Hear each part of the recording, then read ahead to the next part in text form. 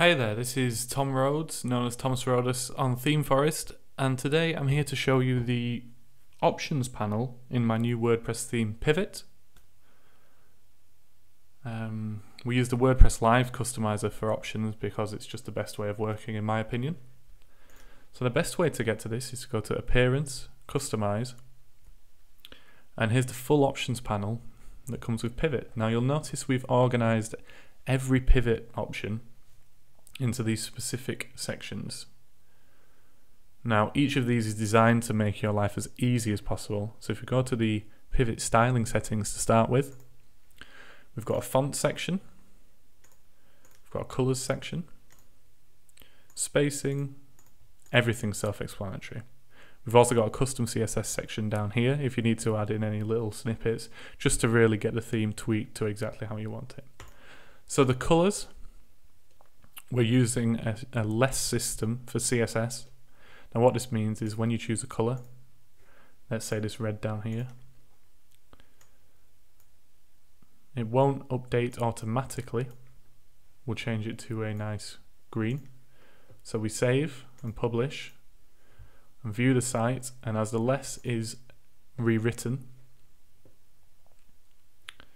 you'll see all the red elements have turned to a nice green. So we're really talking really simple one-click theme options changes here. And then we've got a full colors section. Now I'd like to talk to you about the fonts section. So we have three possible font inputs.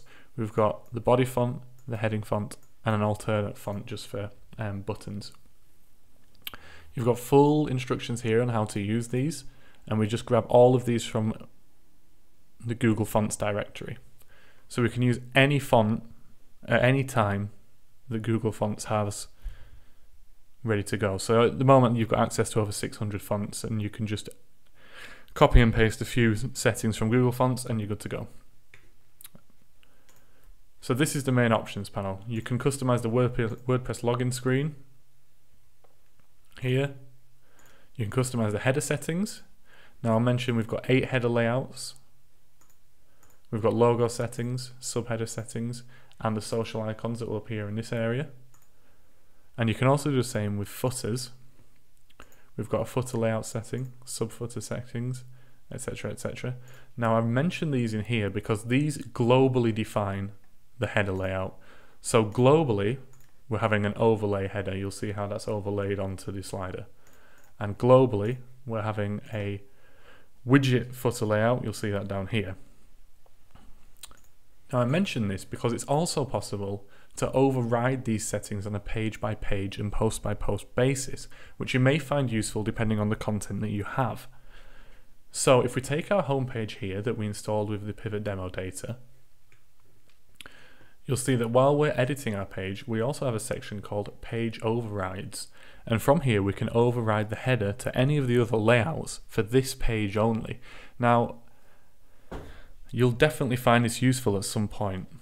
So if we wanted to add a contained header and we wanted to have a simpler footer, we can do that just by choosing these overrides and then updating the page. So now, despite our global settings, we have the contained header chosen, and we also have the simple footer chosen.